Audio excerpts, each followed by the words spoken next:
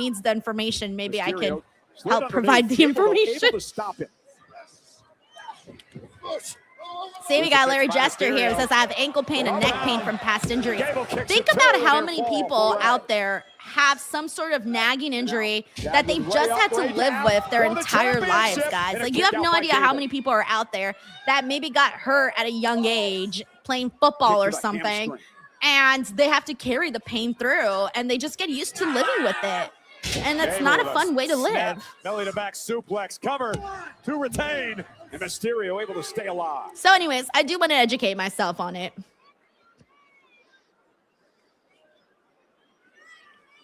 Front face lock applied God, by it's got so Gable quiet. as he's controlling his challenger for the Intercontinental title.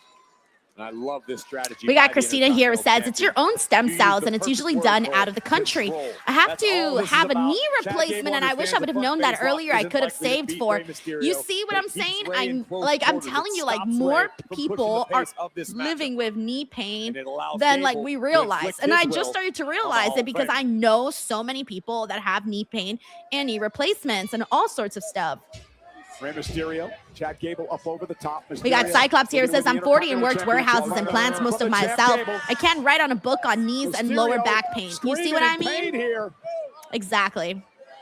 Very unique submission. Yes, boy says, oh, we all have this device where we can look up so many informations called our phone. Now I just need to find time. That's the next question.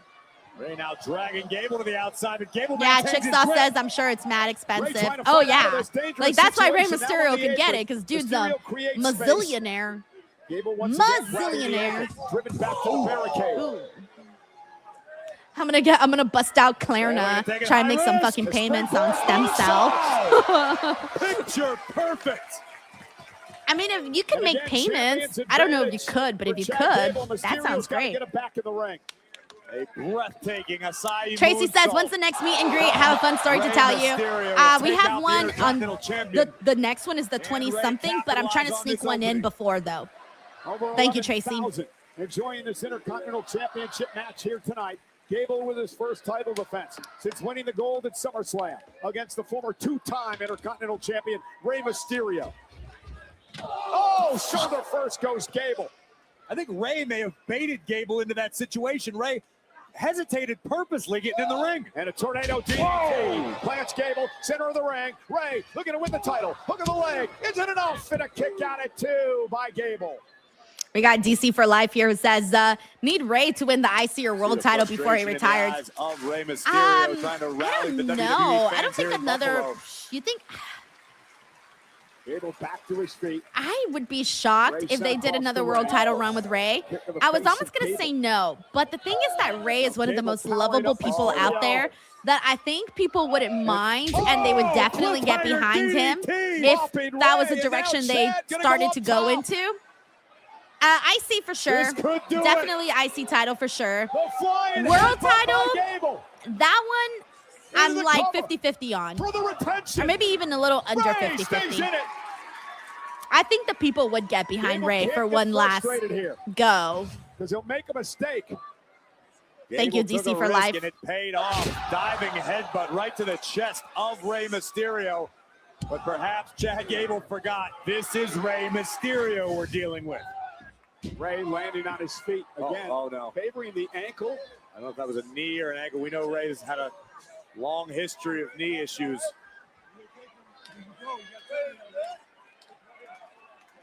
Rey said he's okay to go. The official right there. If you notice, Gable. Larry Jester says Rey getting the stem cell treatment is why Dom turned bad. Dom got mad seeing his inheritance be spent. He was like, damn, man, that's like $500K less that I'm getting now. Or however much he spent on stem cell. Sends him out to the apron. Rey, though, lands at his feet.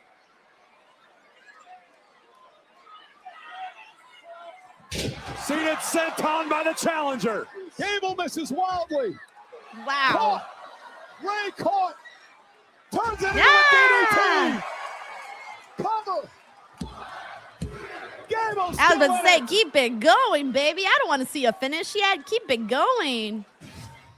Exactly. Young Dunk here says this is a banger. We still have no I don't want it to end. Don't end, please. He does it. Rey Mysterio, just when you think he's down and out, turns the tables back into his favor and just came within an eyelash of capturing the Intercontinental Gold. Amen, baby. This is awesome. And Gable with an angle slam. That could do it. Hooks the far leg. Ray able to kick out, another near fall for the champion.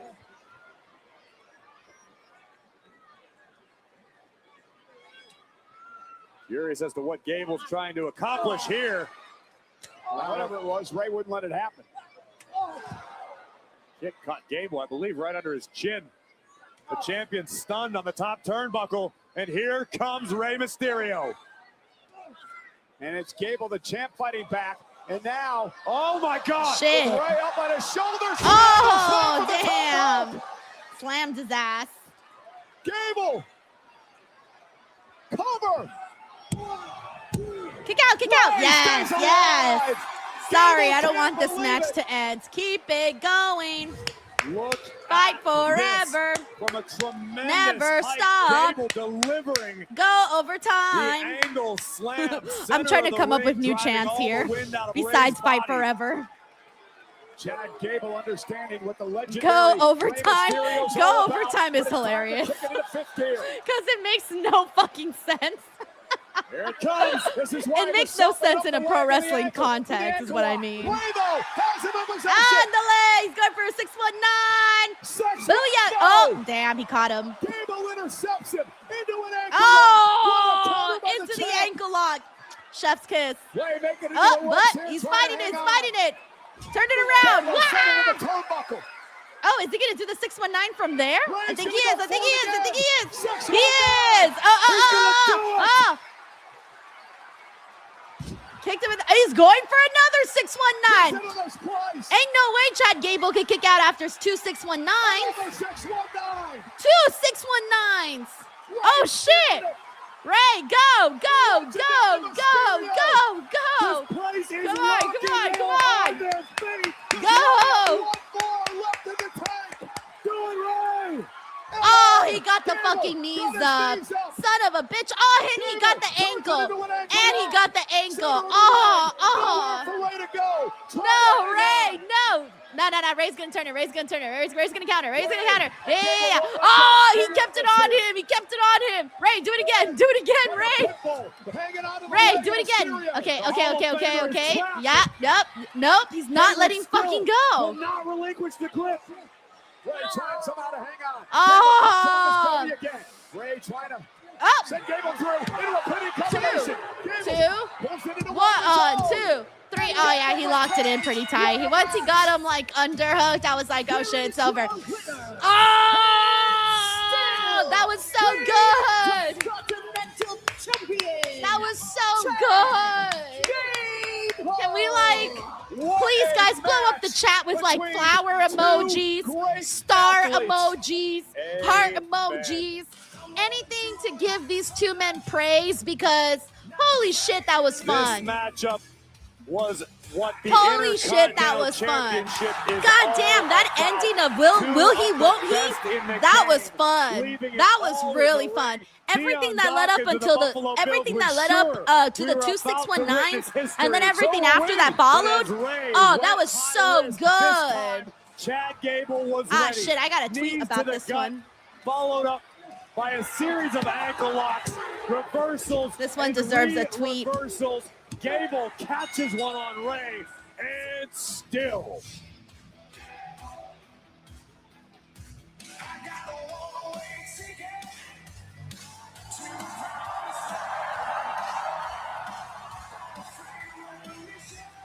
Thank you, everybody, for showing some love to this one. What a show of respect. All righty. By one of the classiest men in the history of our business, the legendary Rey Mysterio.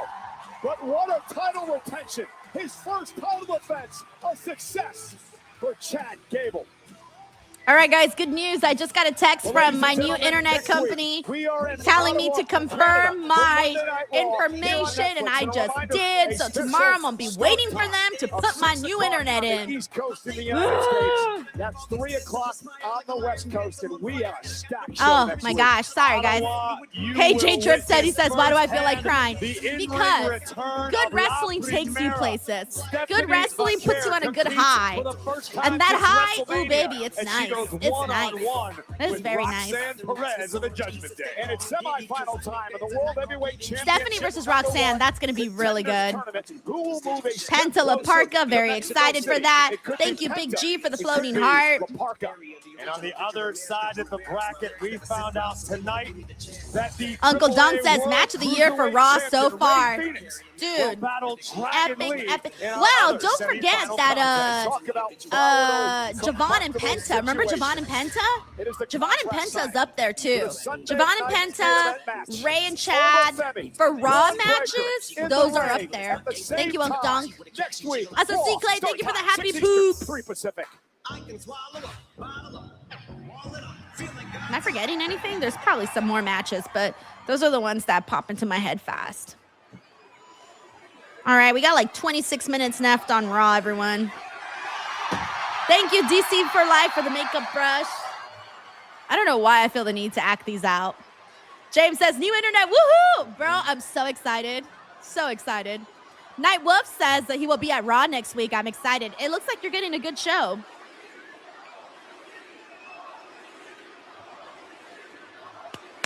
All right, hopefully this Bloodline segment goes well. That's all I got to say. I want them to surprise us, you know, swerve us. Maybe a little swerve. I don't know. We got Retro Slam here. Says that match was Raw match of the year. Thank you, Chewy, for the gold coin. And DC for Life for the laughing disco.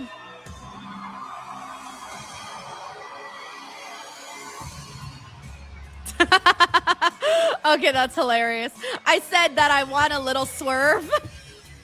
And where did it go? Hold on. Okay, I said I wanted a little swerve in this segment, and High C Juicebox says hold the Strickland. A little swerve, hold the Strickland.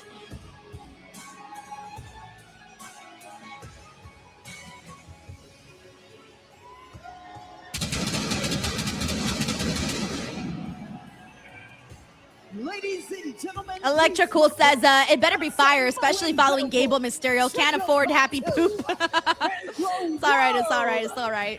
Heavyweight champion, the OT. I want to end on a happy note because, like, I'm feeling happy after Chad and Ray.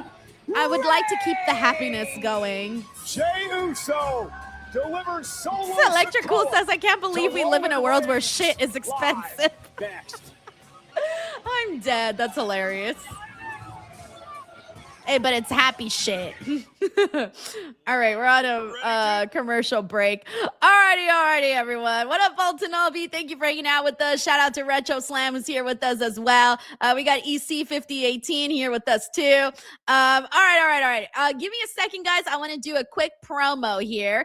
Some of you guys heard me talking about this earlier, but I know we got a lot of new viewers, so I just want to make sure that everyone is, up to date with what I've got going on. So I'm putting a lot more emphasis on my Patreon to help grow the Patreon and really get people going that direction as well, because it's just a good way to, just continue growing everything, and also just building like an even closer relationship with everybody is what I feel Patreon has done. So just some of the things that I'm offering on my Patreon page, by the way, is every Monday, starting this Monday, I'm now dropping a podcast with Alex, Queen of the Ring. We have a really fun time. So if you just want to come out here, we don't talk anything wrestling.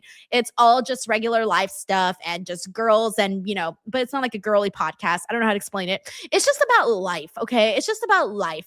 Thank you so much, DC for Life, for the chili.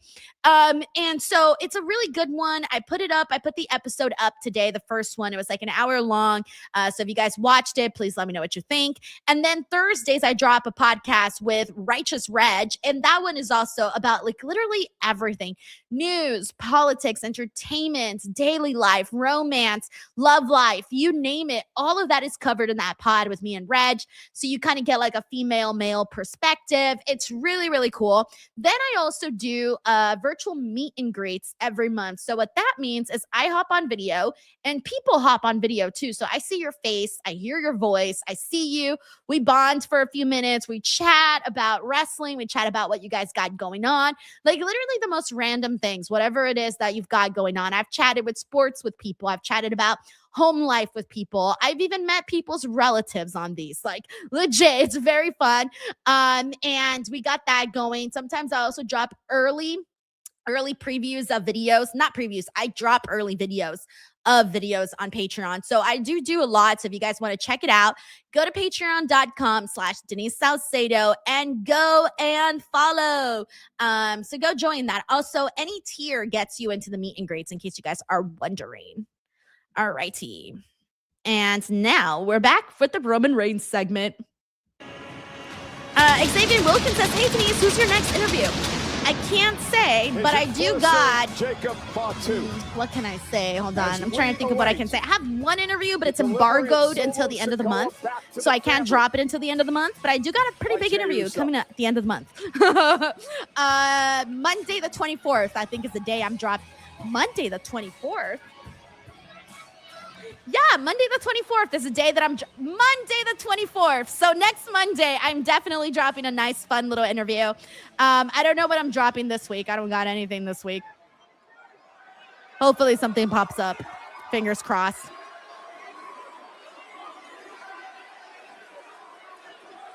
No, I don't think Raw's doing an overrun, guys. We still got 20 minutes left on the show.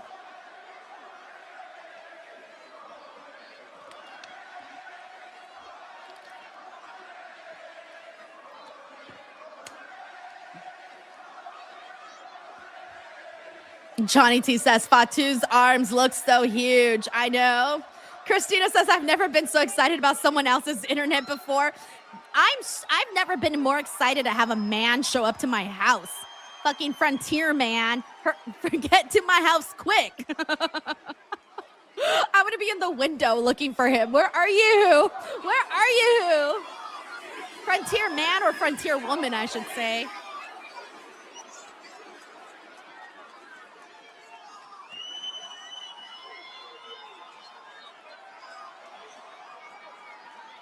Buffalo!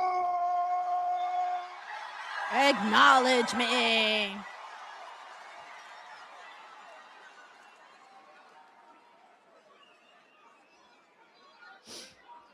Acknowledge me.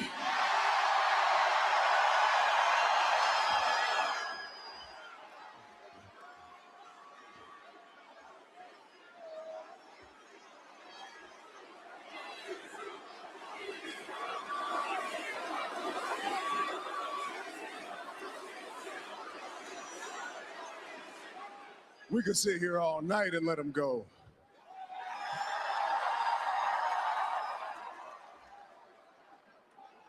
But there's a receipt that I gotta collect. So let's not waste any more time. Bring me Solo. Sikoa. Yo, what up, Mavrock? Thank you for hanging out with us. We got IGN Suko says, listen to that crowd. A true star, this Roman guy. Oh, but he'll turn incoming. I'm telling you, I'm feeling it. I started to feel it like 2 weeks ago because you know what I noticed is that I was starting to feel sympathy for Braun Breaker. When Braun Breaker was asking everybody who the future is and the way that Paul Heyman's been talking to him, that's what started to make me think, you know what? I think Braun might be turning babyface. Plus the fact that we want him to leave the Vision and the Vision is a heel group. So I feel like if you leave a heel group, that also pushes you as a babyface. So I feel like it's incoming babyface for Braun Breaker, which would mean the inverse for Oba, especially if he aligns with Paul Heyman, because Paul Heyman gets that heat, baby. Thank you, IGN Suko.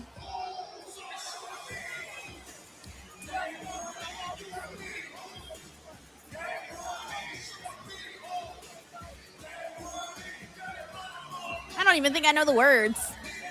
I just know the part where it goes day one.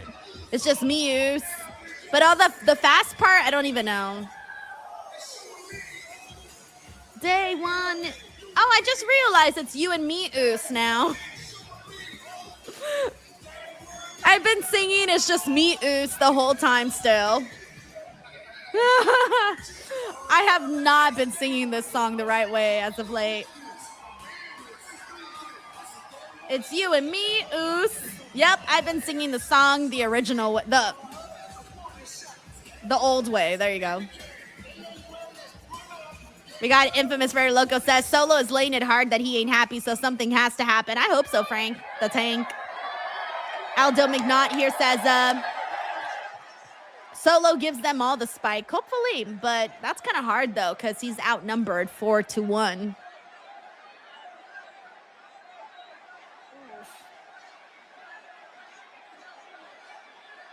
My back is starting to hurt. I don't got my big black chair, so, you know.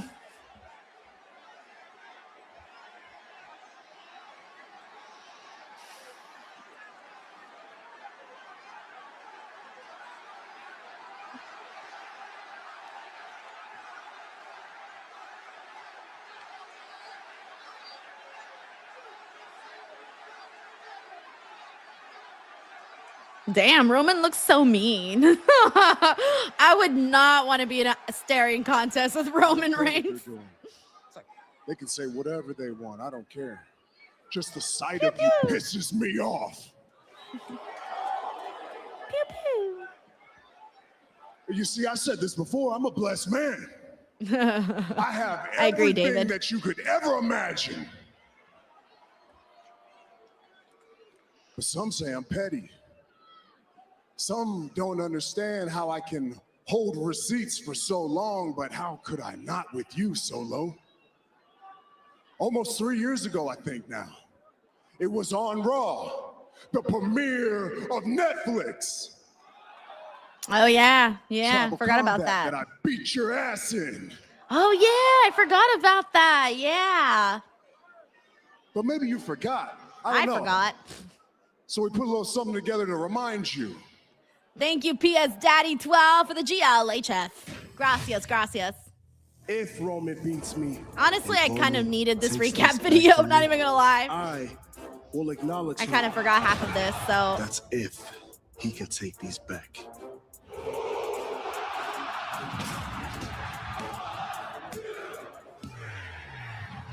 I acknowledge They really put that clip of him screaming, no! Where's Solo? That's messed up. Where is he? He should be on my hip right now. I was supposed to be Roman Reigns. I'm the real OTC. I acknowledge you. I don't see the bloodline because the real bloodline had Solo Sikoa in it. You playing this little game like I don't want to come back to the bloodline. Why would I want to come back to the family, huh? I acknowledge you. Everybody here love where Solo's at, baby. It's just me, O's. I need you to Anybody get hurt? Solo. Anybody get hurt? You gonna send me a warning Anybody- shot? Pew. I'm gonna yeet for 30 minutes. You can tell Roman he could kiss my ass. I acknowledge you, my tribal chief. Pew, pew. Look, Solo looks a little proud of himself. Especially that last part.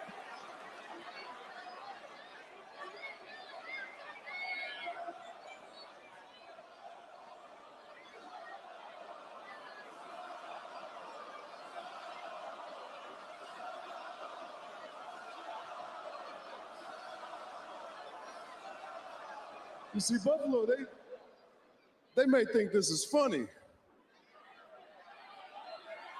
But my question is, why do you think it's funny? Well, you a cool guy now, huh? You got a... You got a John Mayer on right there, huh? I wonder where John that came Mayer? from. You got your little chain there. What a dick! See, now I'm starting to question. That is so rude. Why are you even looking me eye to eye right now? Why aren't you down on your knees begging me right now?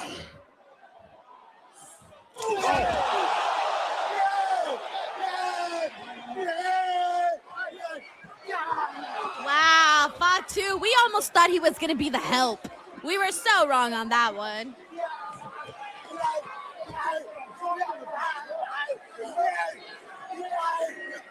Enough! And where's LA Knight, huh? Where's your boy, Sancho? Where's your boy? He's not too funny now, is he, huh? Bullshit. Bullshit. As a matter of fact, No Solo, one starts you're just gonna have bullshit to wait chants there for a anymore. minute. I got other business to handle. Why right doesn't now. anyone chant bullshit no more, huh? Back in the days, we used Twins, to chant bullshit They call the play. with stupid they shit. execute the play. They level up, and I want this to be understood right now. I'm your tribal chief, and these are my captains. These are made men. If you Isn't there only like disrespect them, one you captain? disrespect me. I don't think there can be multiple captains, can there? Bullshit. I love chanting bullshit.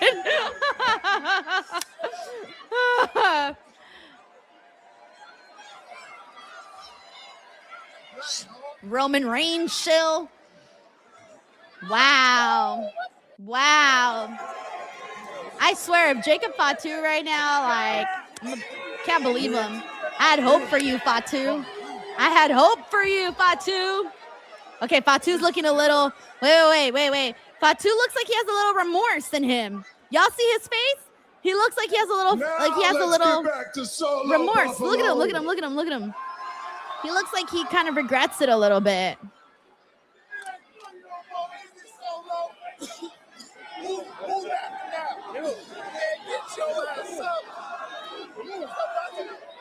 Okay, Fatu's got to do something, right?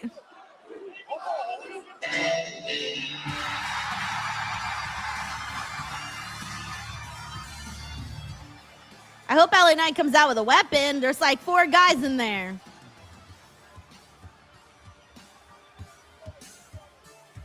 Should have came out with a chair, bro. Fucking kendo stick, something. Barbed wire. And the Usos going after LA Okay. Knight, who apparently did not heed the warning of the bloodline. Okay.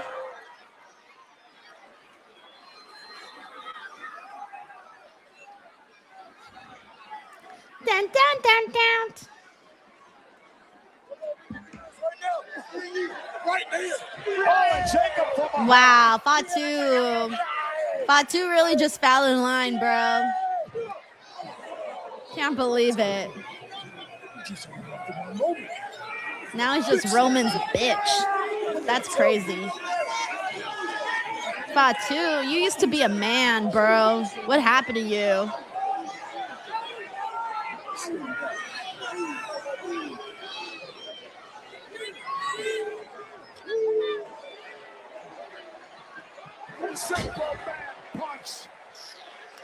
LA Knight should have came out with a weapon. They be making baby faces look dumb as fuck everywhere, bro. You saw there was 4 men out there. Couldn't come out with a weapon? Nothing? I mean, common sense says 4 people out there. I'm pretty sure some of us would have came out with a weapon. Anything. Come on. It's going to help you. This is what you went to. We're your family. I brought you in. You got to make some tough decisions now.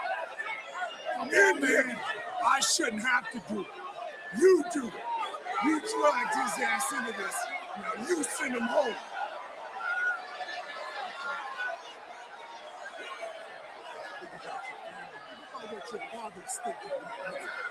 Your father's sitting here watching your older brothers do what they're supposed to do. You're here to serve. Come on, serve your family now. You know what to do. You know what to do. You know what to do, Solo. I'm sorry. I'm sorry. Do it. I'm sorry. I'm sorry. I'm sorry. I'm sorry. Yeah! Thank God. I was like, ain't no way he's about to fall in line like that. Thank you, Solo. Thank you, Solo. The balls on Solo.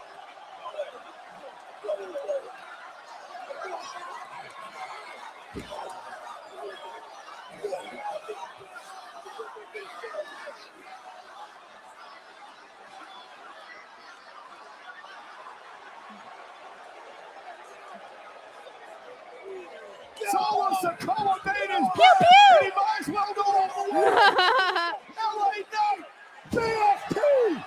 I guess they're friends now.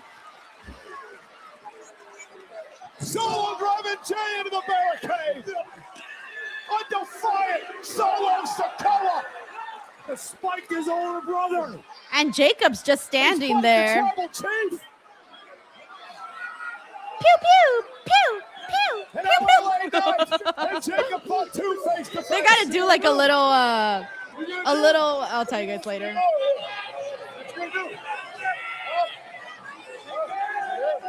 Jacob, what you gonna do? Make a choice. Oh, I think LA Knight's gonna move and then Roman's gonna, oh, never mind. BFT.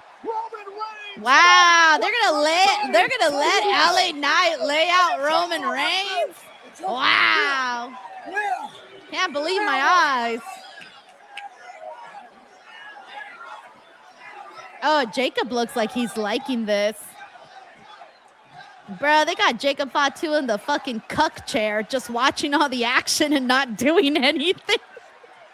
Am I allowed to even say that? I don't even think I'm allowed to say that. Pretend you did not hear that. Oh my God, what a... I'm just saying, he's just watching. All he needs is a chair. Solo, what have you done? Someone go get Jacob Fatu a chair. You know, LA Knight finally got a title shot that he puts on Roman Reigns. Pew, pew, pew, pew. Yeah. What about the bloodline? Dun, dun, dun, dun, dun. Dun, dun. I guess all is forgiven from last week. Okay. All right, guys, hold on. We got a super chat here that I need to read here. Big G says, I don't even know if that's PG. It's 100% not PG. All right. Let's see what we got here. We got Misfit Wrestling Podcast. What up? Says, I'll tell you what, in a couple of weeks, the WWE roster page is gonna weird ass timeline scene. Shinsuke Nakamura, Finn Balor, the Tongans, Evo, and Hiromu Takahashi all on that roster page. That is so true, right? Like all those people. Well, maybe not Finn Balor, but like, yeah, I see what you mean. By like it's gonna be a different sort of vibe for sure. Thank you, Misfit Wrestling Podcast. We also got Cyclops is better than Wolverine here. Says, if only LA had a chance to help avoid all of this. Literally could have done this last week. Like, what's the situation there? Someone please explain it to me like I'm 5. We got Unk Dunk here. Says, wow, Roman putting LA over? Nah, bro. This was just a filler feud. Even though Sancho is under denial. But they got to give LA Knight a little something, you know? But the whole thing is working because people are fans of Solo Sikoa. We got DC for Life here. Says something is cooking from Solo and LA Knight and the Bloodline. Yeah, this definitely has come up, though. I was a little disappointed with what went down last week following that promo from Solo. So I'm feeling much better today. We got Earl Smith here who says, that was fantastic, Denise. I like the ending. I did like the ending. I like that they gave us the swerve. Remember, I had said I wanted a swerve. We got the swerve. They held the Strickland. We got David Primero here who says, Solo Knight love wins. Solo Knight love wins. I'm dead. All right, David Primero, you got me with that one. That's hilarious. We got Ramos Jamie here who says, cuck chair is crazy. I wish I could tweet that, but then Twitter will come after me and I'll get in trouble. And Denise can't make those jokes. It's inappropriate. But here on the stream, why the hell not? All right. So someone get him a chair. You know what's funny? If I were to just tweet someone get Jacob Fatu a chair, not very many people would get the joke. So you got to go all in or nothing. Thank you, Ramos Jamie. We got Victoria here. Says, I have a feeling Sancho is excited on top of his lungs for boring LA Knight, y'all. Oh, Sancho's living right now. Are you kidding me? He's on a mother effing high right now. We got Nightwolf here. Says, I enjoyed Solo. Can't stand LA Knight. Well, hopefully it gets better from here. Let's give LA Knight a chance. Let's give him a chance. See how he does the next couple of weeks feuding with Roman Reigns. We got Ebony here. Hey, Ebony. Good to have you on. Ebony, Patreon member. Ebony, guys. Gotten to meet Ebony plenty of times. We also got David Primero here. It says, Jacob Fatu can join Solo Night Warriors fight Roman. Yeah, I think he will eventually. He seems like he's fighting some inner demons, which is weird because just a couple months ago he hated Roman Reigns with all his guts and all his heart and soul, and he didn't have a problem with it. But now bro's in the cuck chair just watching. I need to stop saying that, but it's funny. All right. I'm done. Oh man, I'm gonna get canceled. Oh God. Thank you, David. Oh my God. All right, guys. Let me see. We also got Yes Boy here who says, hold on one second. God, this thing's so slow. Yes Boy here says, Denise, you're literally sitting on a corner chair too. Let me show you guys something. You guys are gonna laugh. Hold on. Hopefully I can show you guys. Hopefully I don't fuck shit up. Hold on. I'm in my friend's studio, so this isn't mine. I wish I had a space this big. Hold on. Look at all of those available chairs to give to Jacob Fatu. And there's more. There's more chairs. But I can't turn this all around, so I can't show you guys all the other chairs. But there's like 50 chairs that I'm looking at. But you guys can't see them. And I can't turn this thing all the way or else I'll like disconnect everything. So anyways, hold on. Okay. There you go. All right. So we definitely have a lot of chairs to give. We have a lot of chairs. Thank you, Hassan Batla. But y'all got to pay your dues, all right? So I'm going to need some of you guys to come out here and help set up these damn chairs, okay? Bad joke, bad timing. All right, thank you, Hassan. Oh man, guys, I'm on one today. All right, we got Nightwolf here. What up, Nightwolf? You know, it's because I'm in Hollywood, right? Don't they say that like Hollywood's weird? I'm in the heart of Hollywood, okay? The weird just came in. All right, we got Nightwolf here. It says Raw overall was awesome tonight. I hope the Raw and SmackDown double taping next week can keep up this momentum on front row and will bring the energy. Nightwolf, I'm gonna be counting on you specifically, to keep the energy up, because here's the deal. One person's energy's up, hits the people next to them, hits the section near that section, and before you know it, it's contagious. And you spread it. You spread the joy, you spread the excitement. So Nightwolf, you are going to be the heart and soul of the next week's double tapings. Thank you, Nightwolf. And seriously, have a great time though next week. Okay, so if you want to have a great time, if you want her heart and her soul and a little bit more, well, my friends, let me tell you guys about Blue Chew. This episode is sponsored by Blue Chew. Guys, sex is back on the table or the counter or the bed, or wherever you do it, thanks to Blue Chew Gold, the new arousal-boosting formula from the #1 better sex brand. Blue Chew is making bedrooms noisy again, and it doesn't get you hard. It gets you, and it doesn't just get you hard. It gets you aroused, horny, turned on. Got performance anxiety? Not with this. Blue Chew Gold quiets the noise so you can handle your business. Blue Chew Gold is a better sex in a tablet. They combine 4 ingredients into one powerful solution. 2 ingredients get you hard physically and 2 support arousal and desire in the brain. It works fast and lasts. Guys, have a complete experience in the bedroom with Blue Chew Gold. There's a reason Blue Chew is the #1 brand for better sex. Experience it yourself at BlueChew.com. And we've got a special deal for our listeners. Right now, when you buy 2 months of Blue Chew Gold, you get the 3rd free with promo code Denise. That's promo code Denise. You will also receive an additional 10% off plus free overnight shipping on your first order. Visit BlueChew.com for more details and important safety information. We thank Blue Chew for sponsoring the pod and the bedroom. Yeah. All righty. Hey, mi amigo. What's up? Well. I'll save it for the pod, but it's good to see you, Denise. Oh, I feel it. I feel your excitement. I feel the energy that you're ready to bring into this room. So you know what, guys? Let's just get to it, okay?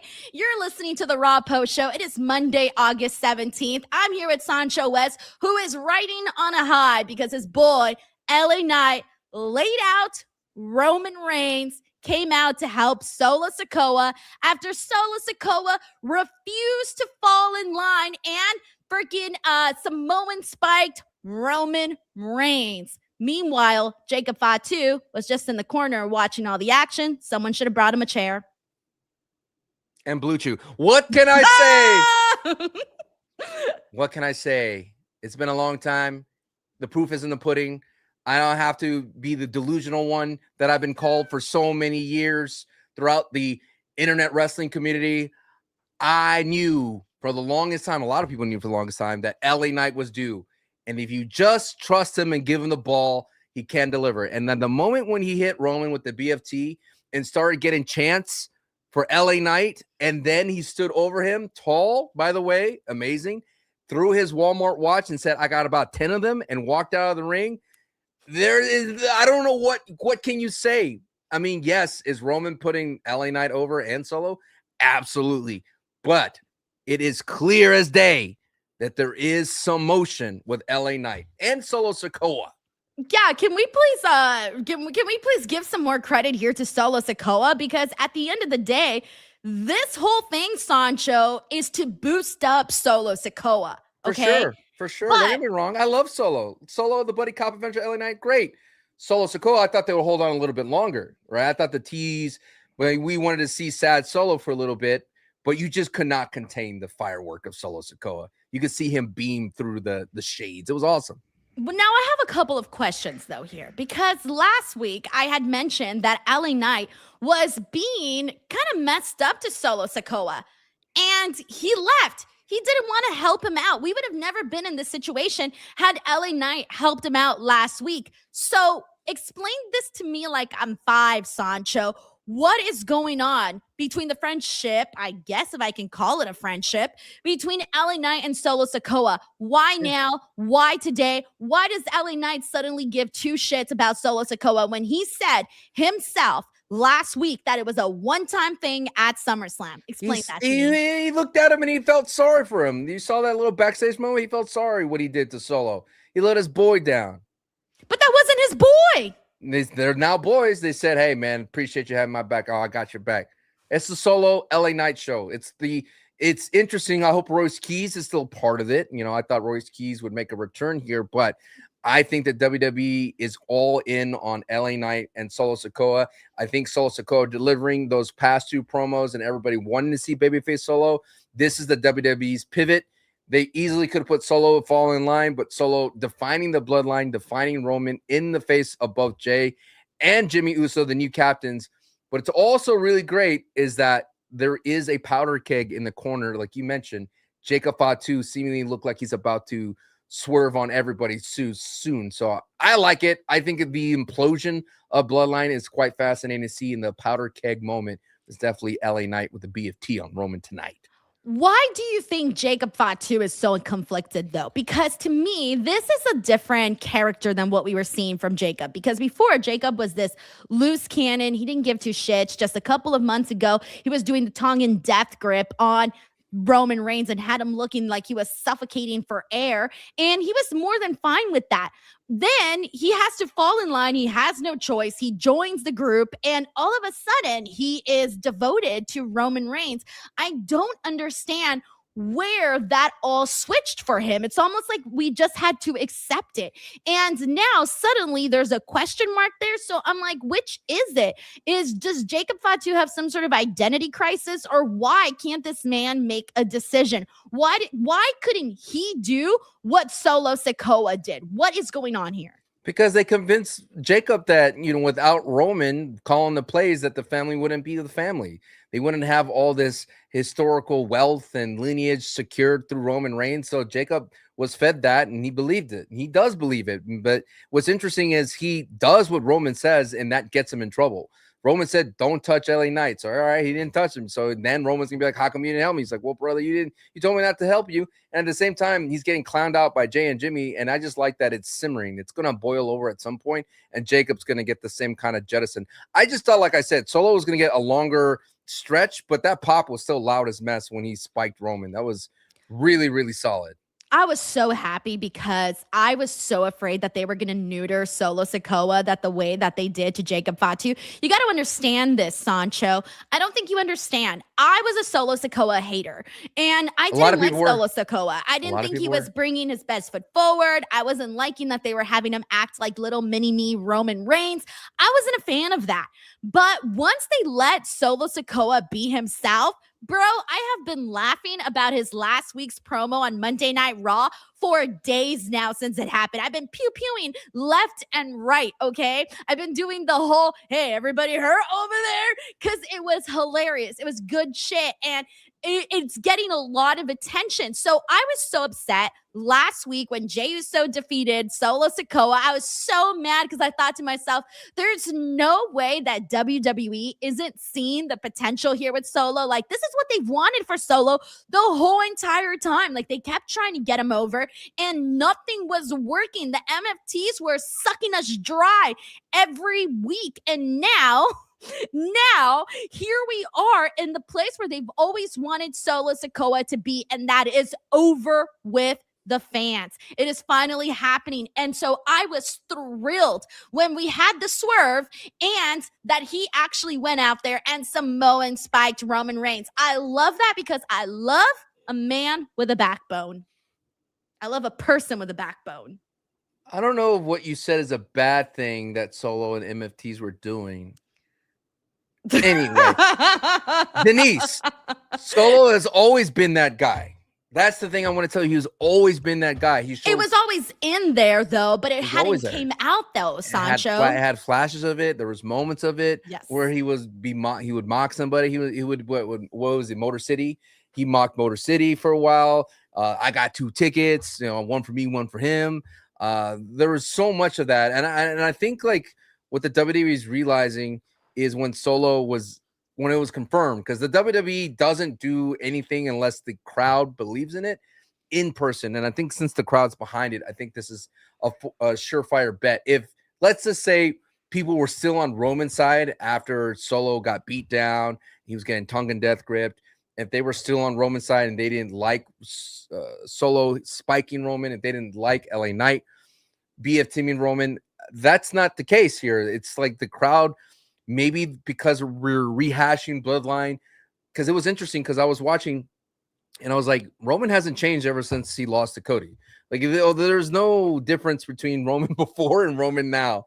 Like, they're the same guy, right? They're the same guy who's so good at being so egotistical, being this mafioso type character. He made men of Jimmy and Jey tonight, and all that's working for him. And he's like watch-mogging everybody now, which is hilarious to me, making fun of Solo's watch. And his glasses. He stomped his glasses. Like, all that stuff's really good. But for me, it's like, why is this Roman? Why does he exist? I think it's because they want to create, not necessarily like another Cody, but they want to create more baby faces. So by defeating Roman, you will become like a big baby face like Solo and LA Knight, or primed to be. And then Jacob eventually. So I enjoyed this Monday Night Raw because it felt like Jimmy and Jey were fun as well. Been silly making fun of Solo, and I liked how everything it felt like a chaotic ending where you didn't know what was going to happen. You didn't know if Solo was going to thumb LA Knight or he was going to Samoan spike Roman, and it was fun. And that's what wrestling should be. It should feel like a roller coaster. And I felt like tonight was that roller coaster of excitement. Today had some good storyline progression for this and then some other stuff that we saw in the show that we'll get to in just a second. But it was a really nice wrestling night, too. We got so many good matches, which we'll get into in just a second. But I do want to say one thing, though. The Usos. I feel like the Usos have been acting kind of crazy out there. They've been sort of pompous in a way where it gets under your skin. The way that they talk down to people in the name of Roman Reigns. That's the part. And then them also just like willingly taking the black Ulafala and being co-captains, I guess you can say. And I thought to myself, what happened to the Usos that said that they were going to be equals to Roman Reigns? Now they're just doing his bidding, his sinister work. And that's the part that I'm like, I don't think people are really catching on, or maybe they're not talking about it as much, that the Usos are kind of being a-holes on the show. Like, we need to talk about that more. Well, if he's more into Jacob, because Jacob, you could tell he was kind of getting upset that he didn't get picked to be the captain. There's some jealousy issues there too, a lot of tension, but I like the way the story is starting to shape up. I'm very happy for Solo Sikoa. I'm even happy for LA Knight Sancho. I'm going to give this one to you, okay? You deserve this. You've gone through a lot of hate. You've struggled through your LA Knight fandom. From my friends, by the way. Hate from my own friends. Damn, even your family members, bro? What about your family members? Where they're like, how could you, Sancho, shame the family by being an LA Knight fan? I've been through it all. I've been through the pain, the suffering, and it is so close, Denise. I could taste it. We've never been. What exactly are you so close. tasting exactly? Gold. G-O-L-D, gold. It's right The only there. way you're going to taste gold for LA Knight is if he gets Blue Chew Gold. Other than that, it ain't going to happen, buddy. It ain't going to happen. Wow. At least he'll be ready in 15 minutes. Or less. All right, we got Art Helston and Malad here. It says, good Raw. I'm a Lyra fan, but the loss should develop her character more. Gable rolling up Bray was anticlimactic, and Solo was the best part of the end. All right, well, let's talk about some of the things that you hit up on here. First of all, I think I want to touch on the Lyra stuff. Let's talk on the Lyra stuff, because Lyra went out there. She had a match with Soruka. She lost the match. Match was fantastic, by the way. Soruka and Lyra had really good chemistry together. But this had to happen the way that it did, Sancho, because as we've spoken about Lyra and everything that she's going through, she is really, really deep into this pit, this hole of madness and depression and anger and all of the things that she's feeling within herself. And she can't win a match right now. I hate to say this way, it sounds really bad, but if she did win, we'd be here, I'd be like, why isn't she happy now? She's not happy. No, she can't be happy. It's not happening right now. This is the downfall of Lyra, but also kind of working out for her in a way. Do you feel like they're still mentioning Bayley a lot, considering that she might be on ice? Like, I've never heard Bayley's name mentioned so much, even when Bayley was active on the roster. I mean, she's still there. She's still supposed to be there till the end of the year. So I just don't know why they haven't at least brought back Bayley for like a second, for her to say something. Or like put her on ice. I thought they would just stop mentioning her, but I maybe they're, there's always the dirt sheets and all that. Maybe the contract negotiations very active and they're trying to keep her story alive. But for Lyra, the only thing that I saw that fell short was like Lyra didn't do anything afterwards. Like, she just lost. I wanted her to put her in that Soruka in that submission hold, and I'd be like, come on, let's go. Like, let's have fun with the heel. I feel like Raw, I said this for the women's side, it's only Judgment Day out of the heels, and that's it. Well, they did have the vignette for Lyra, which I thought was fantastic. I made sure to shout out, like, whoever produced that segment was brilliant. The camera work, Sancho, for that. There was a moment where they did like the zoom in, zoom out effect, and they had her looking crazy. Or this moment where they also had her looking in one direction while the camera was filming her.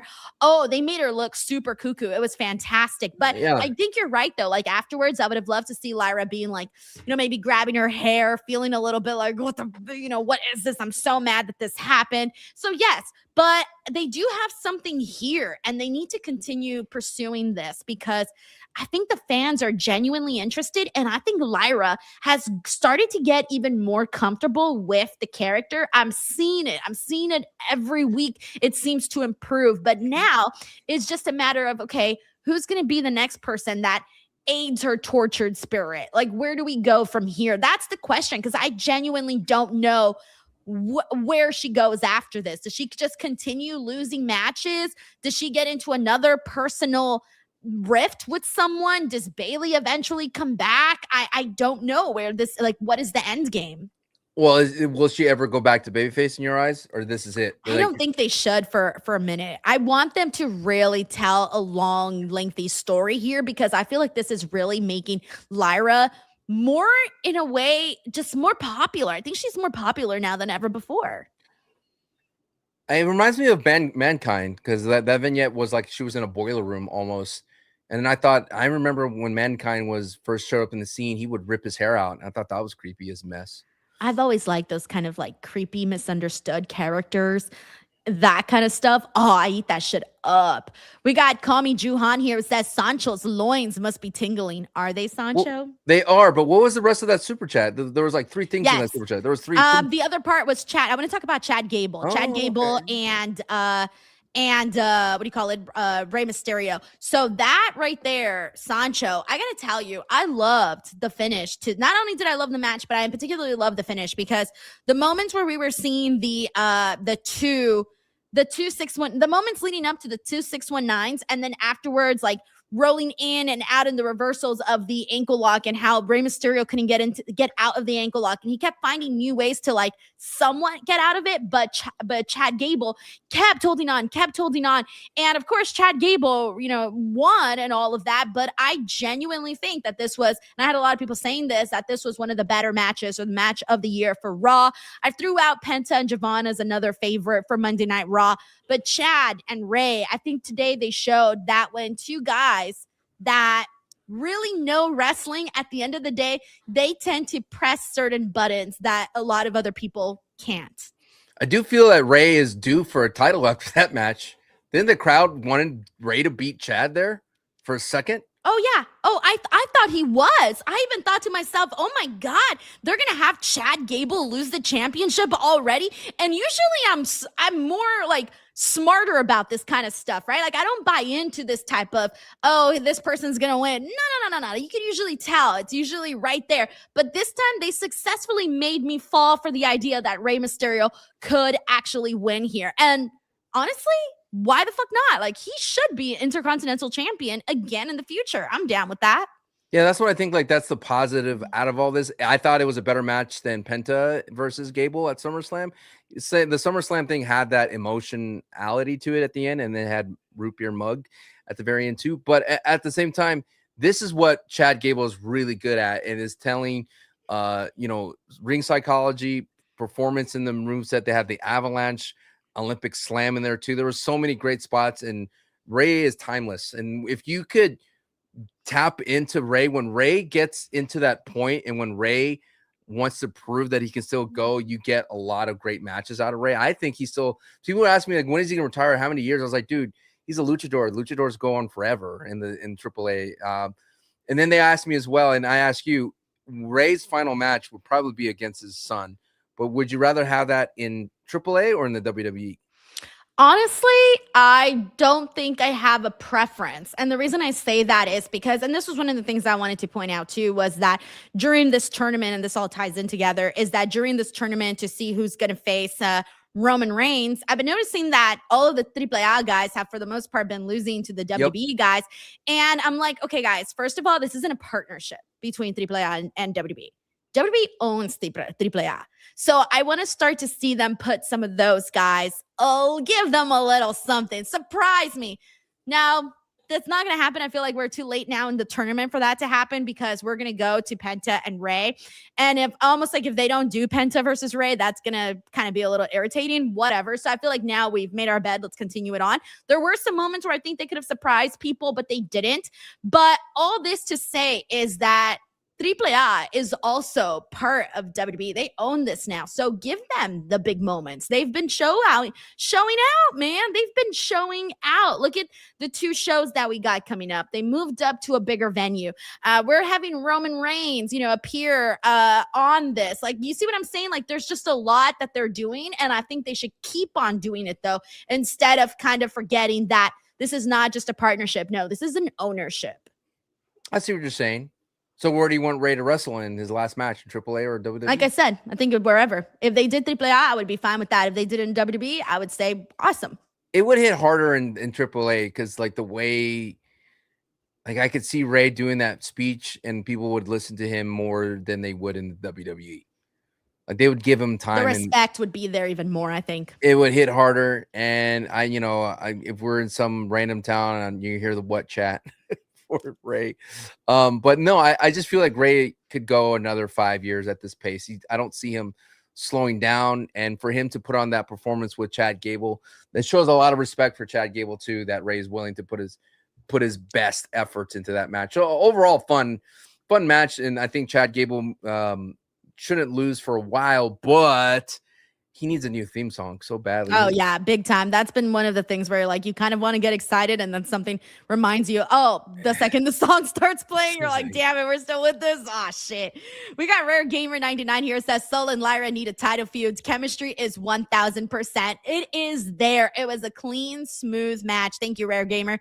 We have McTaro here. It says Gable versus Rey Mysterio is the match of the night. Also my favorite backstage promo from our crazy Lyra Valkyria. OMG, I love her. Yeah, like I said, high kudos to that production team. We have Anthony Giuliano here who says it looks like we are getting a Jacob turn soon because he was left out when the Usos got those things. Arcane Man came them. Okay. Yes, no, I think a lot of us are expecting that. I think that Jacob Fatu, like I said earlier, his character seems to be conflicted. He seems to be fighting some sort of demons between loyalty to Roman Reigns and the bloodline and kind of going back to what he was where he was at. And I feel confident when I say this, Sancho, but I feel like Jacob Fatu kind of lost a lot falling in line right now with the bloodline. Sure, but he'll get more when he breaks out of the bloodline. And I hope you're right. When he helps LA Knight win the gold, it would be Why great. Okay, whatever. Okay. We got Jacob Tatum here who says the final segment between the bloodline, Solo, LA Knight absolutely over-delivered and made me so excited for what is next in this storyline. And that's what we needed because I was feeling disassociated from what they were doing with the bloodline. I wasn't digging it as a couple of weeks ago, but I can honestly say that Solo Sikoa, I can't believe it. Solo Sikoa. But I'm speaking from my personal opinion. My personal opinion is that Solo Sikoa has brought life to this feud. I don't care about LA Knight and Roman Reigns, Sancho. I'm sorry. I think that I care more about the real truth was revealed. I'm sorry, you Sancho. came in here. You couldn't give me one podcast episode. No, one I'm episode. You your moment, Sancho. Moment. I'm giving you your moment. I've you been can here for feel your 4 things, years riding this train. I cannot lie to you and say, "Oh my God, I'm so excited." I cannot lie to you and say that. I'm very interested in the storyline primarily because of Solo Sikoa. And I can't even believe I'm saying that again because I was not a fan of what they were doing with Solo Sikoa. Not even one whole pod, bro. However, Sancho, here's the thing though. I consider myself a fair woman. If LA Knight goes out there and wows me, then I will come out here and give the praise. He has to win. That's the only thing that's going to impress you if he wins the gold. He did a BFT on Roman and you want me to be all like, oh. Excuse me? That's just like, it's not like it's like it. Gozawa or Roman. Otis or Austin Theory. It's freaking Roman Reigns. Oh my God. Never seen nobody do their move on Roman Reigns. First time ever. I'm sorry, Sancho, but don't worry. When that moment happens, if it happens, you'll be the first to know. I'll call you. Give you a ring. We got Steven Martrulli here who says Roman is a heel. His reign should end with babyface Oba beating his ass. Okay, so we need to get into this because this is kind of a huge topic that during the watch along. So we're getting Braun Breaker versus Oba Femi. Now, for the last couple of weeks, I have started to feel like I've gained so much sympathy for Braun Breaker because he was starting to get really irked at Paul Heyman and the way that Paul Heyman wouldn't answer his questions and how he was being like ghosting him, wasn't believing in him, and basically giving the title of the future to Oba Femi, right? All of that plus the irritation of the annoying Vision, all of that started to make me feel sympathy for Braun Breaker. Now, I've always been a Braun Breaker fan. Okay, but now I feel sympathy for the guy. And I started to think to myself, that's not accidental. That was not accidental that I'm feeling sympathy here. No, I think that I think Oba will end up aligning with Paul Heyman, and that will be the thing that starts to turn Oba heel. I know it. I find it hard. I don't know if it's going to happen, but I have an inkling. Even though the fans love him. I have an inkling that they're going to turn Oba heel. Is there a gas link in that new studio that you're borrowing or something? Sancho, I'm reading the signs. They're telling us that this is going to happen. It's right there. I don't see the heel. I see him join Paul, sure. And you don't think people are going to be like, what the fuck? Like, now you're out here with Paul Heyman? No, they don't care. But I mean, they'll cheer Paul Heyman, you know. I mean, look at Roman Reigns. Roman Reigns is a heel and the people are cheering him. But that's the thing, though, is that I do sense it happening. Because, okay, if I see myself, Braun leaving the Vision, to me, that's already like, okay. The guy that left the heel group, all right, usually we see anybody that leaves a heel group goes into their babyface era, all right? And now Braun Breaker also has been doubted. Look at the way Paul Heyman talks down to him. Talks down to him like he's a moron. He talks down to him like he's an idiot. And at some point you start to go, hey, buddy, you might want to stand up for yourself, man. Look, Sancho, I'm just telling you right now, you heard it here first. It's a bold prediction. One thing I do say though is I don't like that the WWE is minting this as the future of the WWE when it should be both of them are the future. You can't have winner be the future because what happens to the loser when you put it in that way, right? Yeah. You put it in that way, you're like, why would you do that? You could just literally just be this is a showcase of the future and call both of them the future.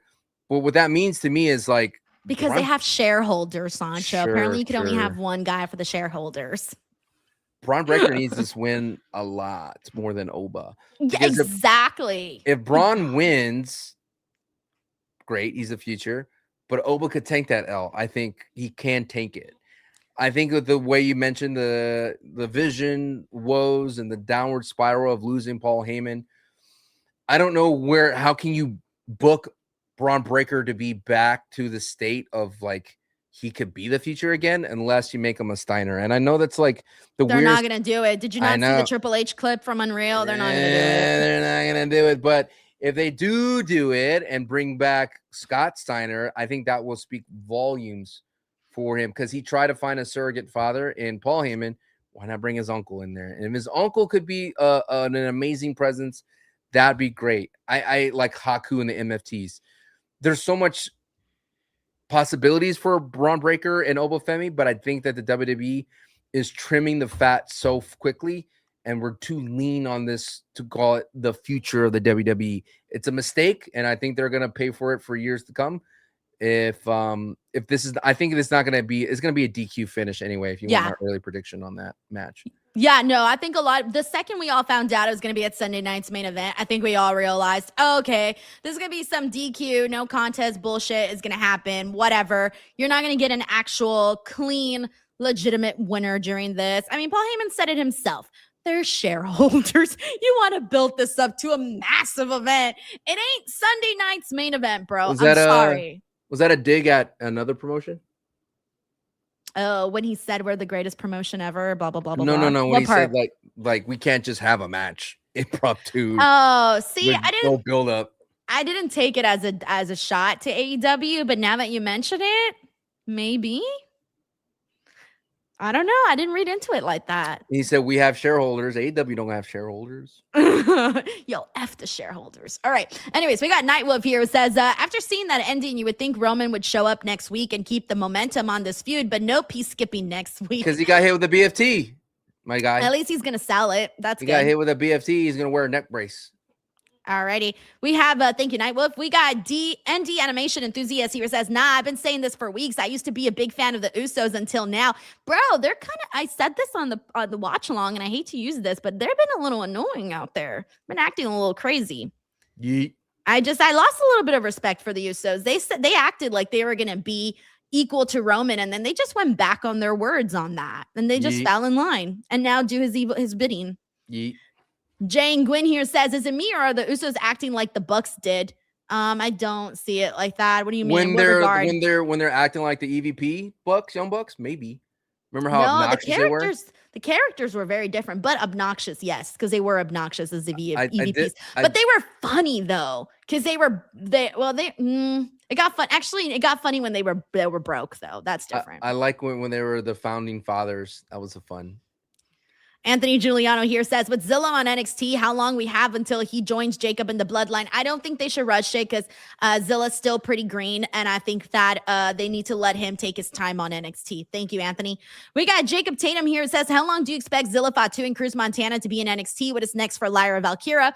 After losing tonight to Soruka, Braun is cooking. So I do think Cruz Montana will move up faster to Raw and SmackDown than Zilla. Guys, Zilla has only been wrestling for a few years. Give him time to grow on NXT. He's really not great. rush him.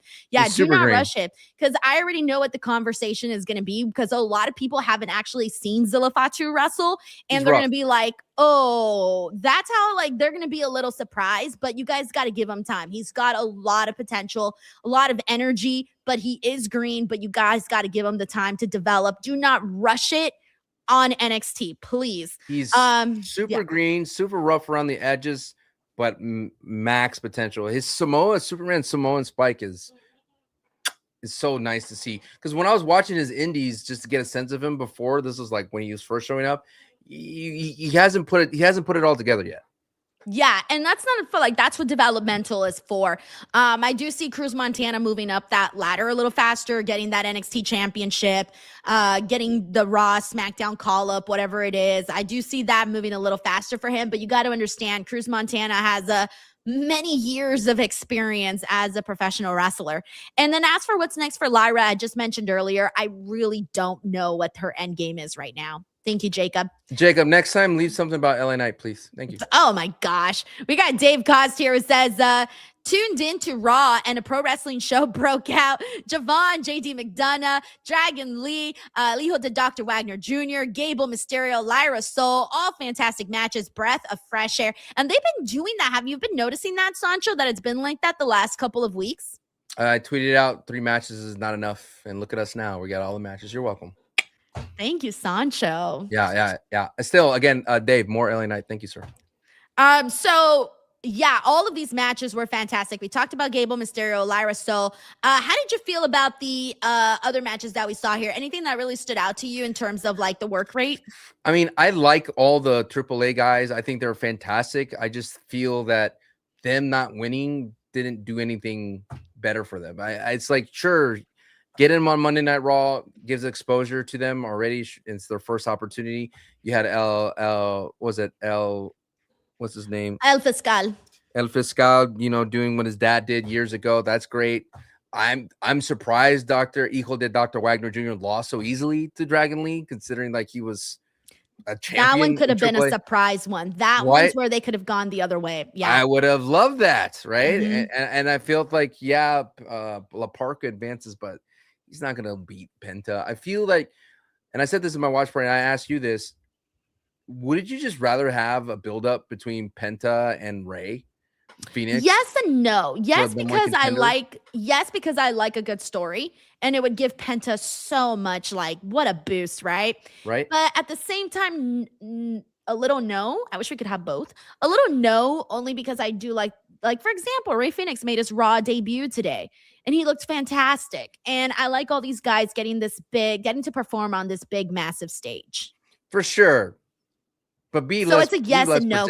Be less predictable with your booking, I suppose. Yeah, they could have surprised us. Exactly. Thank you, Dave Koss. We got Hex Robin. What's up, Hex Robin? Says world title #1 contender tournament was predictable, but it was amazing matches and good presentation of AAA wrestlers.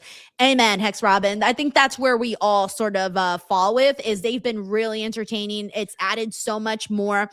I think it's added so much quality to Monday Night Raw. I just wanted a little bit more spice. Thank you, Robin. We also got Rob here. Thank you for the 6-7 jewels. We also got Yes Boy here who says, true or false, if Santi and Sancho were indie tag wrestlers, could you see Santi having a good time at catering while Sancho is helping set up the chairs? That's right. That's what I would be doing. Honestly, 1000%. I could so see Sancho setting up the chairs and Santi vibing and fucking catering with his fucking legs up, crossed and everything, with his arms back like this. You know what our tag team name is? What is it? The Zesty Pin Brothers. Why zesty? Because we have a zesty pin. That's our finisher. Oh. And we don't put it on anybody unless we like they have to take it. We can't. If you know what I mean? Like there's no. It's like the most locked pin ever of all time. It's like you gotta. It's like if there's a guy here, and then the other one's like bam, and then the person like that's us, you know, and then we're like planking, and the person's right here, guaranteed win. Okay. I'm very happy your tag team is coming together. We got Rob here. Rob, thank you so much for the high five and sending those jewels our direction. It's very nice of you. We got Dave Cost here. Says, Denise, 2 weeks back, I asked you if you thought any of Randy, Cody, Braun, Oba, or KO Punk would be on Sunday night's main event, and you said no chance. I get why you said that. Are you surprised 2 of them are excited for that show now? I am excited for that show, but yeah, no. I'm still like, what the fuck you mean Sunday night's main event? Like, I get it, though, because the next pay-per-view we got is War Games, and we're expecting War Games matches for that, obviously, but I was not got Money in the Bank. any of these matches to happen. Yeah, but Money in the Bank's usually like, you know, your Money in the Bank matches. Like these are gimmicky PLEs that we got coming up. So it almost feels like they didn't want to. Just because Roman and LA Knight are gonna main event Money in the Bank, you're like gimmicky man.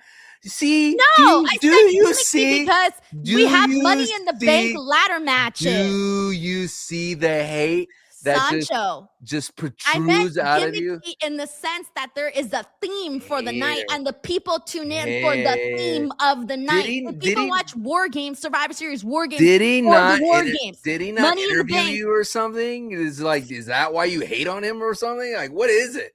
You go LA Knight, LA, and he just went nah, and now you just have this grudge again. What is it, Denise? Huh? The people must know. Don't forget, Dave, LA Knight. You forgot. This is your second super chat. No, LA Knight, please, Dave. All right, if you guys come back next week and we have Sancho replaced, you'll know why. Thank you, Dave. All right, we got Dob781 here. Says, so Nick and Adam aren't allowed to wrestle because they are GM, but Ray is such a double standard. Wait, what do we mean by Nick because Ray is also a GM? But he's a GM on another show. Okay, so then by that argument, then in that case, Nick Aldis could come wrestle on Raw. Would that be allowed? It'd be sick. And then Nick Aldis could wrestle on SmackDown? He has the body of a wrestler. Thank you, Dobbs. So we got Anthony Giuliano here. It says, can we talk about Bronson Reed's new gym photo? He's been posting gym photos, by the way.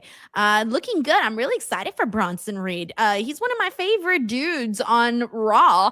I was very sad when he got injured and had to leave. I wonder if the loss of weight is so he could maintain his wrestling. Like maybe if it like he can't maintain he can't wrestle at that big prevent injuries. Yeah, because he can't. He's too big of a dude to wrestle the way he does. Also, not only that, we already know the situation. It's cosmetic industry. Hey, man, you get even more fit. Who knows? Maybe your push is bigger. I don't know. They usually do. Jinder Mahal.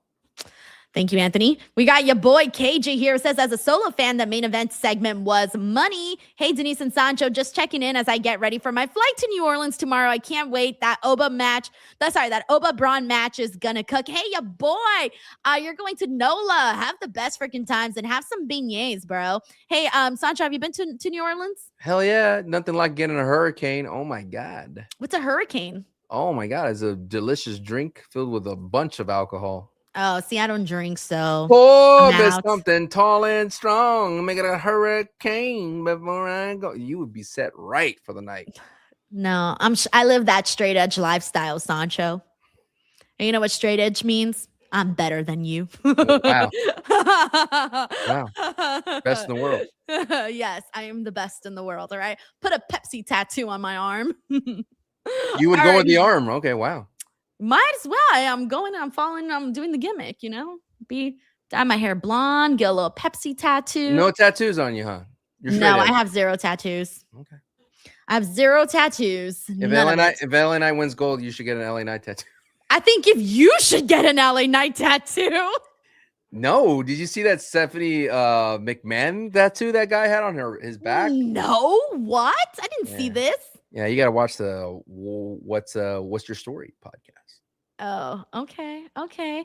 Thank you, your boy KJ. Have a safe flight, by the way. We also got JM here who says Jey Uso is one of the funniest wrestlers in WWE. Everything he was doing today, I couldn't stop laughing. Thank you, JM. I'm glad you felt that way. Glad you felt that way. Don't forget about LA Knight, but thank you, JM.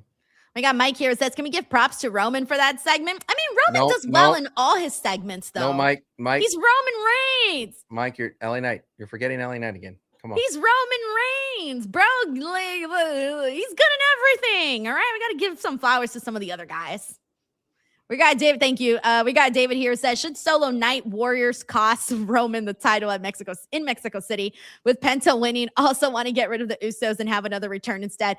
David, I would probably drop dead out of shock. Like pure and utter shock. Not because of anything against Penta or anything, but Roman Reigns is their boy, you know? So I would be shocked. Sancho, what about you? I would shave my mustache if that happened.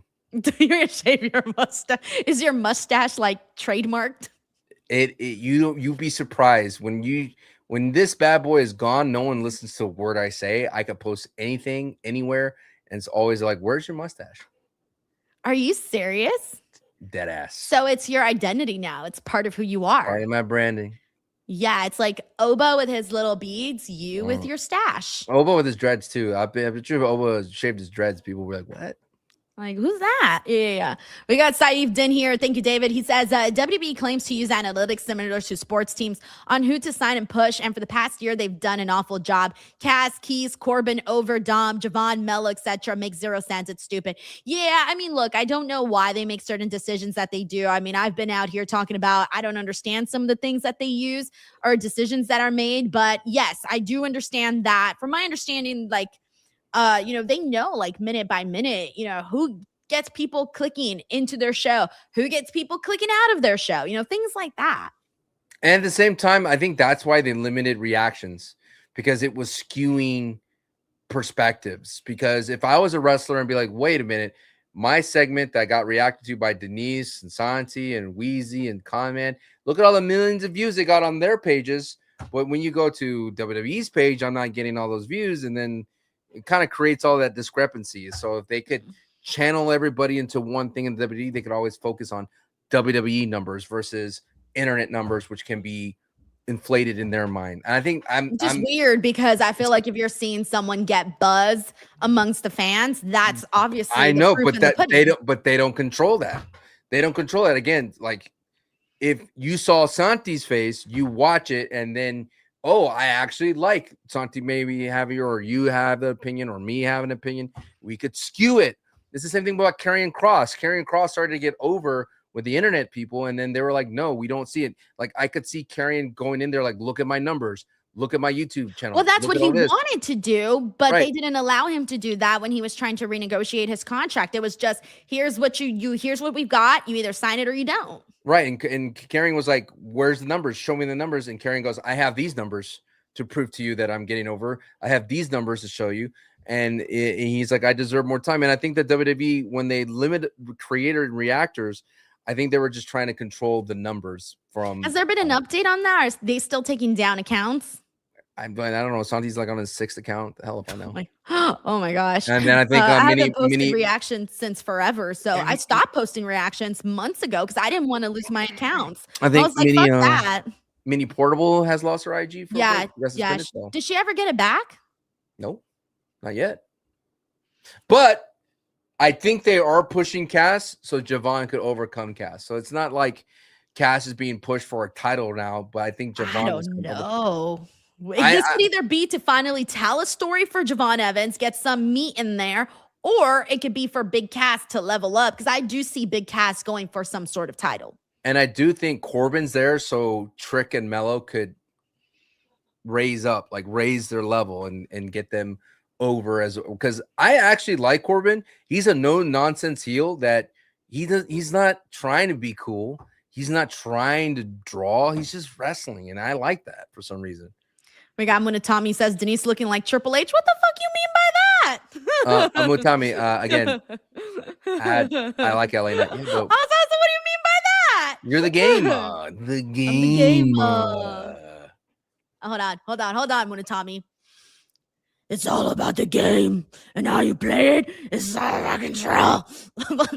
I'm gonna cough to death trying to do that voice.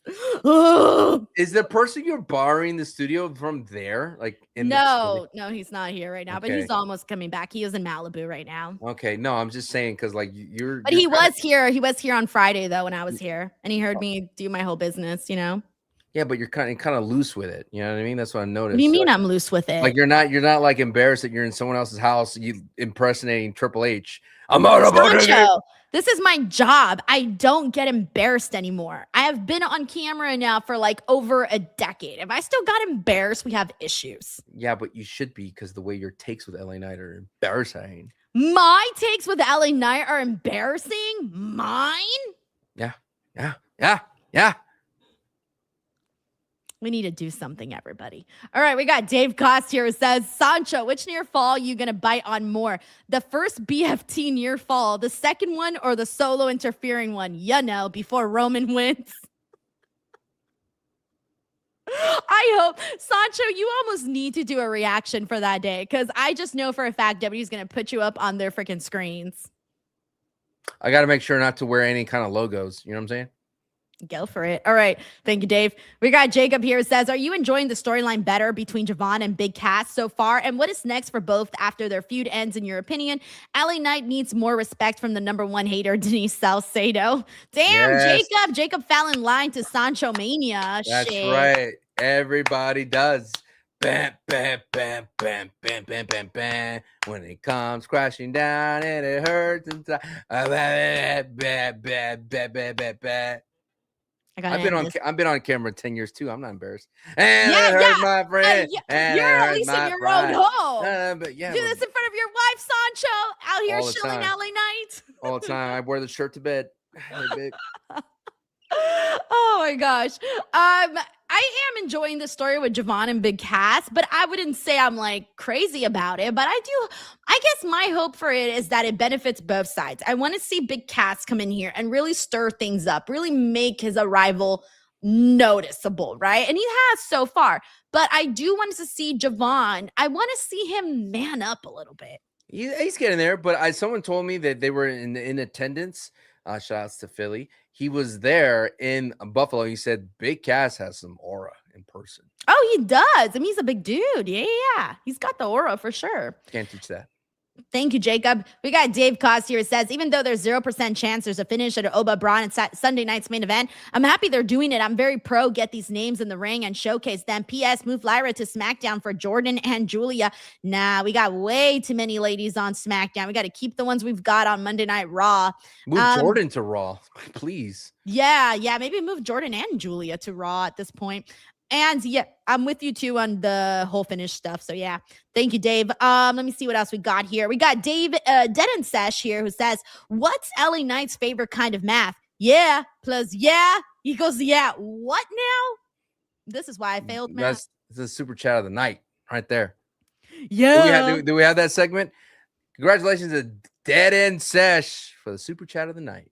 No, super chat All right, of the night everybody. is usually when. Everybody. So usually I give super chat of the night whenever Like- someone gives like a really like messed up super chat. Like when someone's really mean about to me. something. Let me I don't give it- encourage them give to me be that- mean, but give if me that- someone does like a pretty good burn, Give me that Drew then McIntyre. Come on. no, that's not how it works though. on, I hit the don't button. give. I Hit the don't give that one for that. button. That's not how it works. We got rules around here, Sancho. We got rules, okay? Now, if someone came out here and said some stuff, then because it's savage super chat of the night. That's what it is. You got to be savage. Speaking of which, are you surprised that LA Knight hasn't become like a tag team champion? At least With who? He's not loyal to anybody. anybody. Matt Cardona, the Night Riders. Come on, I could do this all day. David Primero here says, push LA Knight to win the world title or rewrite. Y'all are on crack, man. Put that again. Thank you, David. Another. Put the graphic up. We got, Yeah. that's not a Super savage chat chat. of the night. That was savage. Macho savage. Mike yeah. here says, I guess everyone here is a Roman hater. Nah, people love Roman Reigns. Mike, who are you talking about being a Roman Reigns hater? Who's a Roman Reigns hater? All right, show yourselves if you're a Roman hater. Thank you, Mike.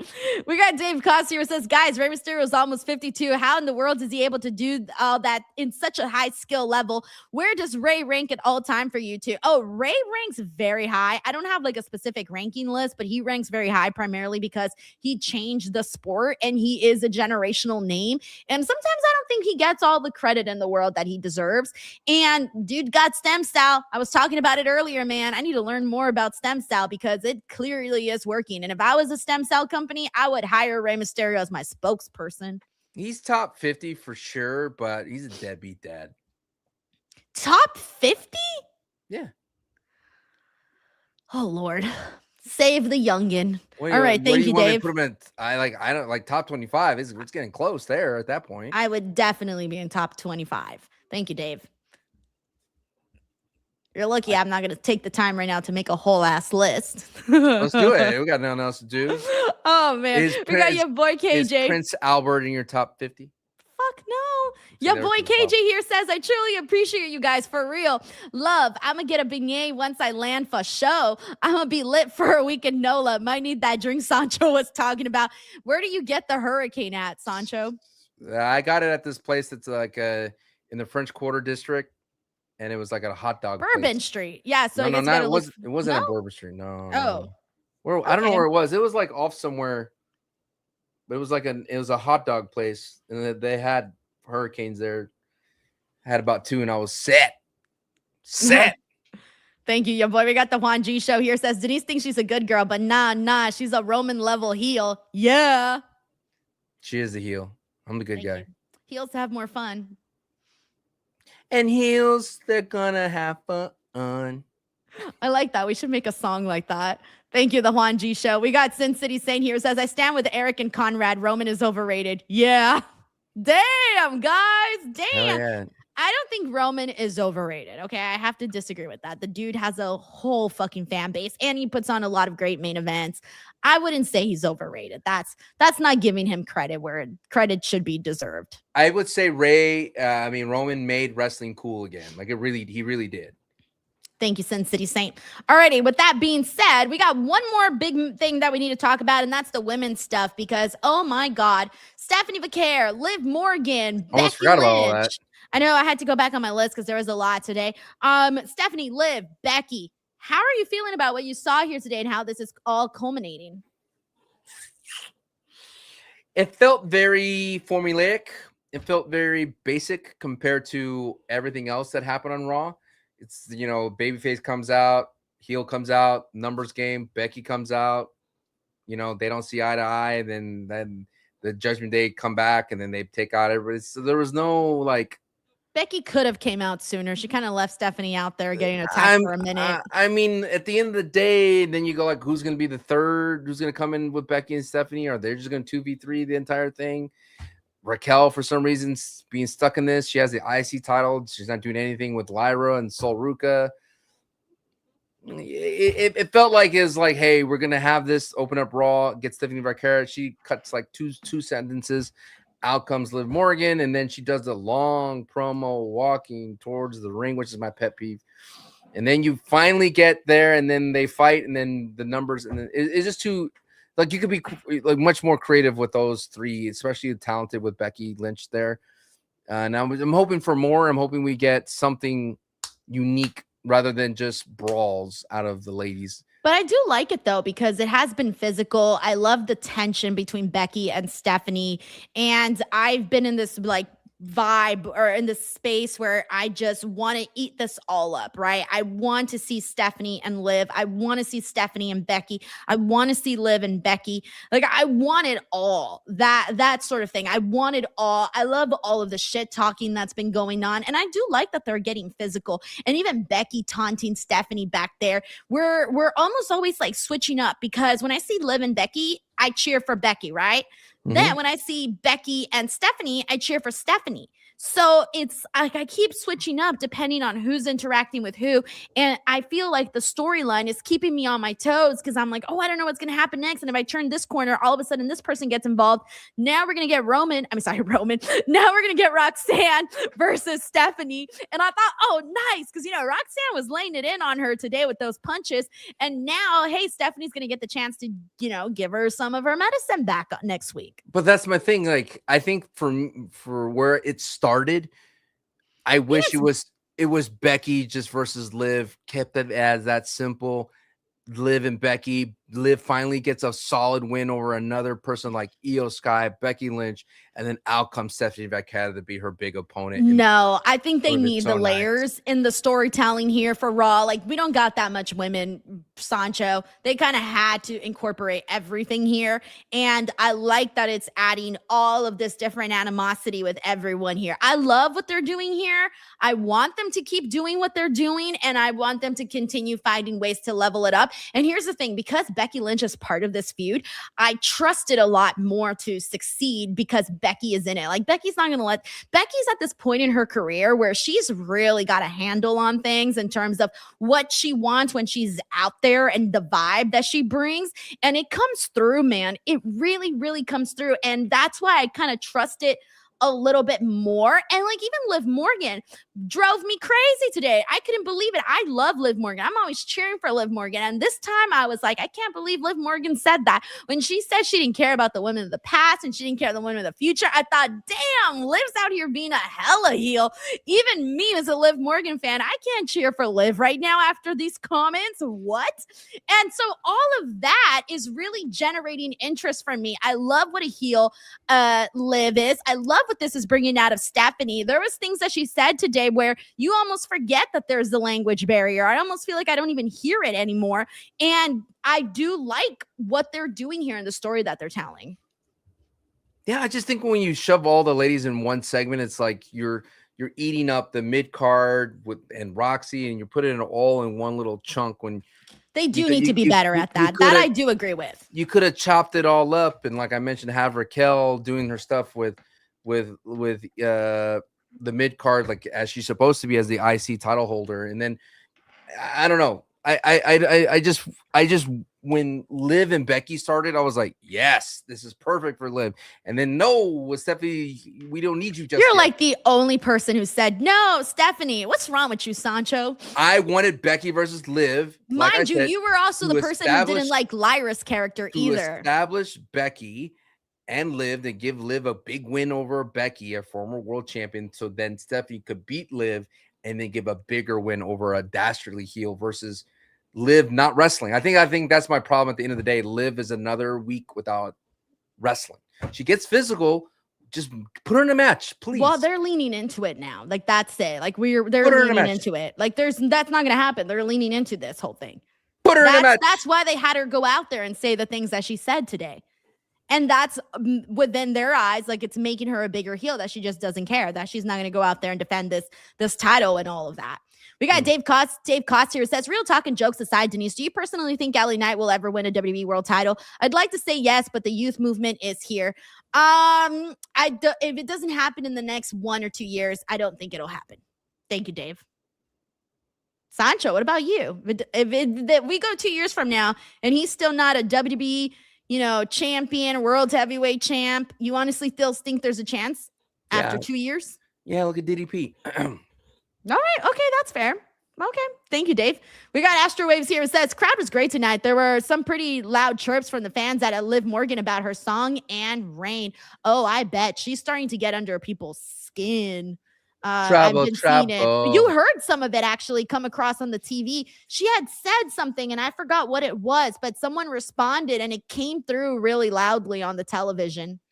Thank you, Astro Waves.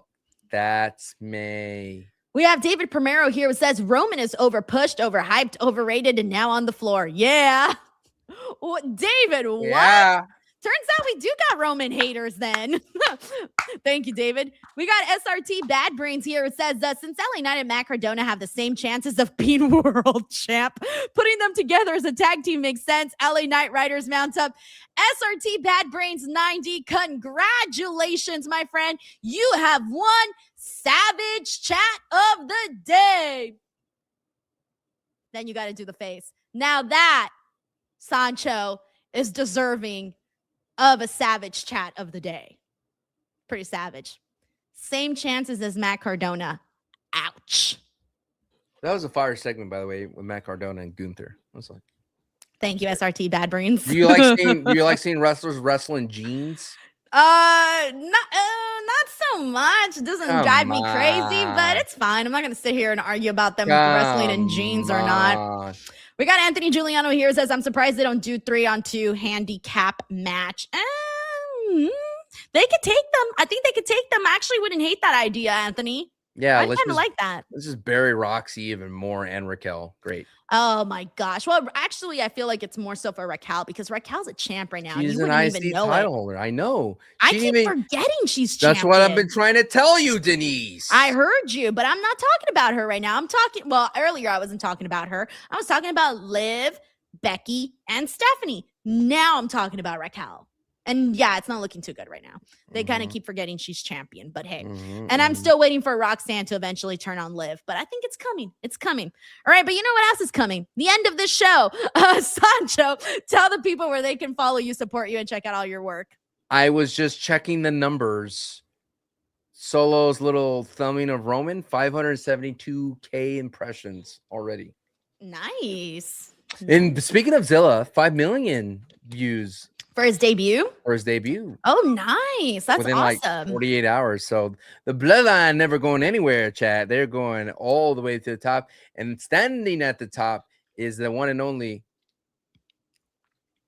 Yeah.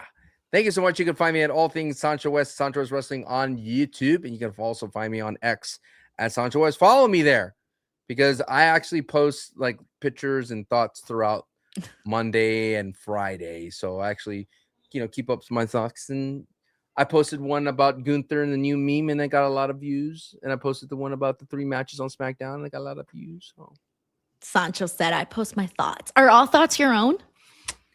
Sometimes I put like where I'm going, where I am, No, it's because I always hate when people put in their bio, all thoughts are my own. I'm like, yeah, no shit. It's your Twitter account. But they do that when they work for a company, It's weird. I think it's weird. And I think if you can't distinguish that, then you're weird. Mine what I mean? Gamer Dad, professional host for a hire, Wrestling is Cool podcast co-host. Let's go. Alrighty, guys. What does it need to say? You've already read mine before. I know this. I was going to say it. This is my favorite thing to do is to read yours. Why? You've already read mine like 10 times. Did you like Taylor Swift's song, the new one? I knew it. I knew you. Oh, it's so cute. Yeah, I love it. All right, guys. As for me, youtube.com/Denise Salcedo. Make sure you guys subscribe. We're so close to hitting 258,000 subscribers, so come join. And then on top of that, patreon.com/Denise Salcedo. Bonus podcast on that platform. Yes, new Mondays podcasts. and Thursdays. So check that out, everyone. All righty, everyone. That is it for us here today. Thank you guys so much. See you on the next one. Bye, everyone.